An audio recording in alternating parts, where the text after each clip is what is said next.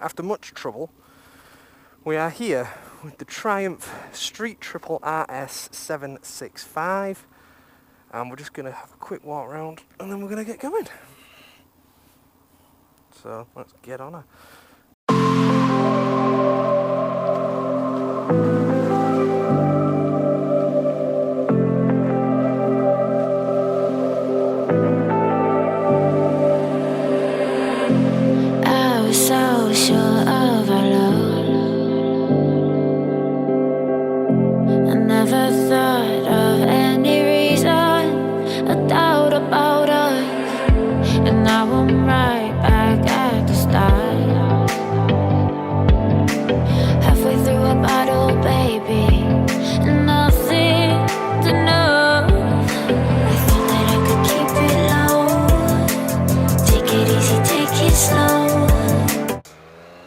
Right, so let's carry on with our review, guys. So this is the Triumph Street Triple 765 RS 2017, brand spanking new. My first test ride on a big bike, and I'm not disappointed.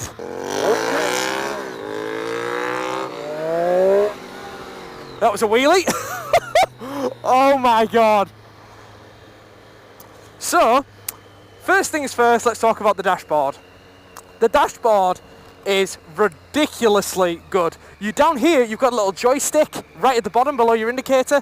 That joystick basically let me just show you, allows you to go through your coolant, your time lapse, your MPG. The style of the dashboard can change. Let me just show you that.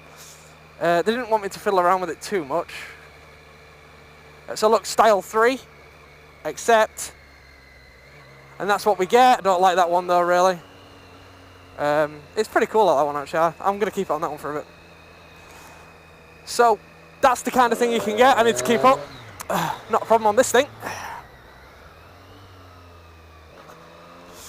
So, that's the dashboard. Oh my god, it's light. This is the ultimate performance bike for the road. Seriously, they weren't even joking to me. So the next thing I'd want to mention, like I say, the clutch is super light. Like you can one finger the clutch on my CBR. It's a it's a two-finger job on my CBR. Haha. Aside from that, you've got bar and mirrors that I don't have to move my elbows for. You can see in them clear as day. They're absolutely fantastic mirrors, best mirrors I've ever used. So you've got modes. You can set it for riding in the rain. You can turn traction control off, which I just tried in the car park, as you saw. Bad idea, too much power. So I've got Mr. Fruitcake with me and Oz, because, well, more the merrier. Hazards, you start the bike with a kill switch, and it's also an integrated kill switch, and it's got a home menu. The dashboard's probably the coolest thing about this bike, to be honest. And it's just got such slick looks. It looks epic. And obviously you've got the triple sound, which hearing it in person, it roars a bit more. Let's give you a bit of that sound. Where's the exhaust? Sit down there. Oh!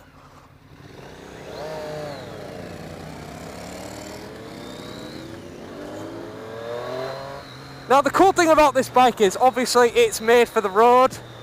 We all know that. That's why it's called a street triple. The biggest factors about this bike that are really interesting are, if you want to ride it sensibly, it's so comfortable. Like if I'm riding it now, it's 40 down here, so I'm doing 40. And you know, I'm riding along and I'm super comfy because I'm upright. Even considering this has got like a Daytona style back end on it, I'm still super comfy. My legs are low down and relaxed, but still bent back for sportiness. My arms are not completely upright like an MT-09 like out here, but they, you know, enough. And you know, the seat's comfy as out, the bars are amazing. The the front brake is extremely light.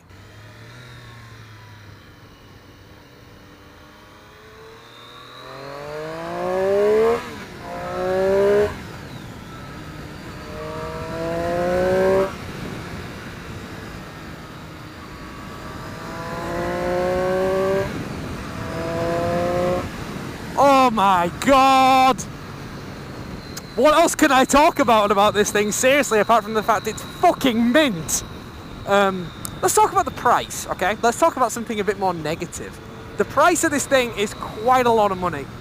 Does the performance of this bike justify the giant cash price it has on it? And yeah, it does, to be honest, it really does. This would spank my 600 all day long on the track, because it's so fucking light. I've nearly just got my knee down on it, and it's my first time riding it. It's just a machine and a half. It really is. You could go touring on this thing, you could tear the track up, you could tear the road up.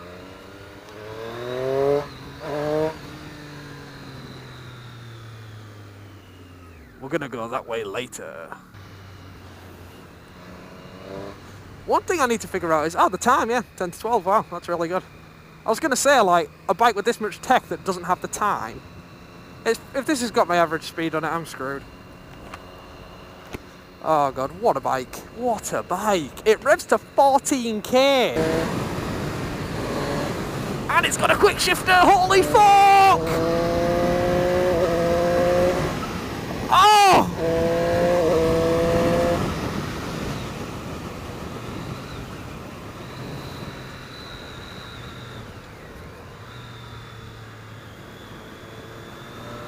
Spanking, spanking, spanking, spanking, spanking, spanking, spanking, spanking!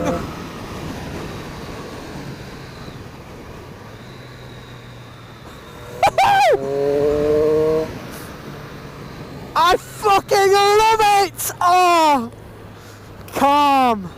Calm down. Calm down. Oh my god, I get carried away. What a bike!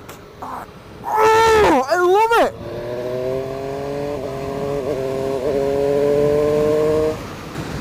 I gotta admit, despite me absolutely losing my mind over how good this bike is, the wind at 105, because I'm filming this in Mexico, so the wind speed at 105 kind of does get your chest a little bit. You see, this is the problem. If I had a quick shifter, like, I wouldn't ever use my clutch ever again, apart from naughty downshifts. This is an hour into the ride. So far, a highly intoxicating, mega powerful triple engine that produces a surreal amount of torque and power for the road that is absolutely perfect. The quick shifter is an absolute fucking worldie. Never in a million years did I ever want a quick shifter that bad. The handling just is the cherry on top of this bike. Seriously, the handling is absolutely ridiculous. This is riding a 125 with a 765cc engine in it. It is so freaking light. This is your Sunday morning spanker, this, honestly. It's just enough power for the road, especially where I kind of live, like, on a Tuono on that, they are redonkulously powerful, but this thing just has the perfect amount of power for, like, back roads, even straight on the track. This thing would be fantastic.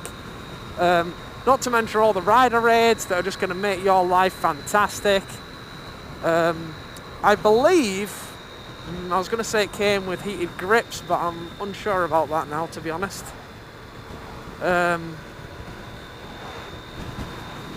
It sounds that good. You question if you even need a fucking aftermarket exhaust on this thing, to be honest. If you can't ride this bike and say you're coming up to your full test and you're looking at bikes to buy and you're watching this review, take my word for it, it's no slouch. It's got a ton of power. If you took the anti-wheelie off this, it'll wheelie like an absolute monster, because you can feel the front end wanting to pop up even when it's got wheelie control on. Like, you can just feel it getting light. Not only to mention, God, God, what else would you need to be careful with? That's pretty much it. Just you'd need to really ease your way into the power. But I mean, if you got your head around the ride modes and stuff like that, it could be a really great bike, because like if you ride every day, I mean, I wouldn't want to ride this in the wet personally, but if you did, it's got weather conditions for the wet, you know, and I think all the ABS and that, although I'm a firm believer in you should learn to ride without rider aids, you know, if you really wanted to be careful, this bike would be good for that, because it's got all the rider aids on it that you'd need, really. Right guys, well, I'm literally taking it back now, so I'm going to give this bike 10 out of 10. Absolutely phenomenal bike. Ever get the chance to test ride one?